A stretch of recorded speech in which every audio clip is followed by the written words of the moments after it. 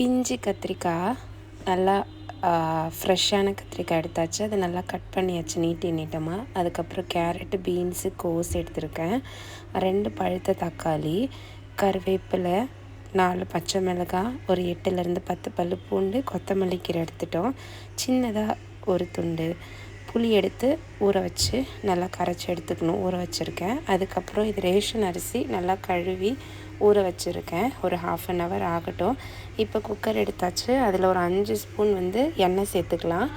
எண்ணெய் காயட்டும். காய்ஞ்ச உடனே நம்ம இதில் ஃபஸ்ட்டு கருவேப்பிலை, பச்சை மிளகாய், பூண்டு சேர்த்துக்கலாம். உங்களுக்கு வேணும்னா நீங்கள் கொஞ்சமாக கடுகு, வெந்தயம் சேர்த்துக்கோங்க. நான் இதெல்லாம் சேர்க்கலை.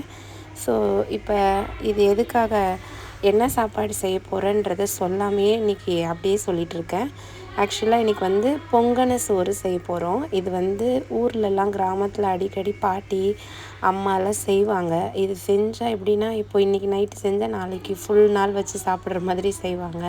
அப்படி இல்லைன்னா கோயிலுக்கு அந்த மாதிரி எங்கன்னா போகிறப்போ இந்த மாதிரி செஞ்சு எடுத்துகிட்டு போவாங்க. இதில் நம்ம புளி கரைச்சி சேர்க்குறோம் இல்லையா, சாப்பாடு கெடாது, நல்லாவும் இருக்கும். வெங்காயம்லாம் நம்ம இதில் எதுவும் சேர்க்க போகிறதில்ல.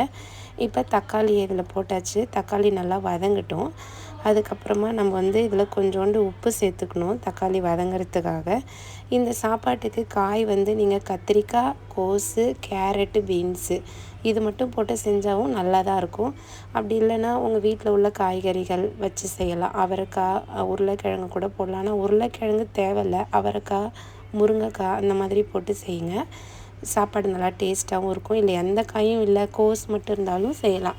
இல்லை காய் இல்லைனாலும் காய் ஸ்கிப் பண்ணிட்டு வெறும் தக்காளி, புளி, பூண்டு, பச்சை மிளகாய் இதெல்லாம் வச்சு செய்யலாம். ரொம்ப நல்லாயிருக்கும். இப்போ நம்ம மிளகு 2 ஸ்பூனு, ஜீரகம் 1 ஸ்பூனு, சோம்பு 1 ஸ்பூன் எடுத்தாச்சு. இது நல்லா இப்படி இடித்து எடுத்துக்கோங்க.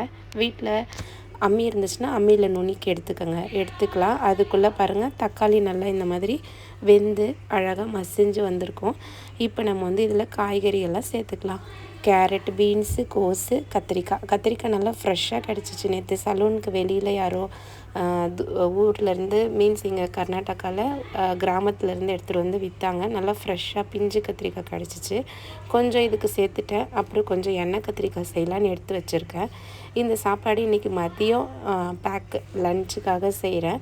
சீக்கிரமாகவும் நம்மளுக்கு வேலையாகிடும் இல்லையா, நல்லாவும் இருக்கும் டேஸ்ட்டுன்னு சொல்லிட்டு இன்றைக்கி காலையில் இதுதான் செஞ்சேன். இதோட இப்போ நம்ம இடித்து வச்சுருக்க அந்த மிளகு, ஜீரகம், சோம்பெல்லாம் சேர்த்துட்டு 1/2 ஸ்பூன் மஞ்சள்தூள், 1 ஸ்பூன் தனி மிளகாய்த்தூள், கொஞ்சோண்டு பெருங்காயத்தூள், அதுக்கப்புறம் கரைச்சி வச்சுருக்க புளியை இதோட சேர்த்துக்கோங்க. அந்த தோலெல்லாம் எடுத்துகிட்டு இப்போ இது ஒரு 2-3 நிமிஷம் நல்லா வதங்கட்டும். அதுக்கப்புறமா நம்ம இதில் அரிசி ஊற வச்ச அரிசியே சேர்த்துக்கலாம். நான் 2 கிளாஸ் அரிசி எடுத்துருக்கேன். 4 கிளாஸ் தண்ணி சேர்த்துட்டு நல்லா கொதி வந்தோடனே இதில் கொத்தமல்லி தழையை தூவி குக்கர் மூடி போட்டுடுங்க.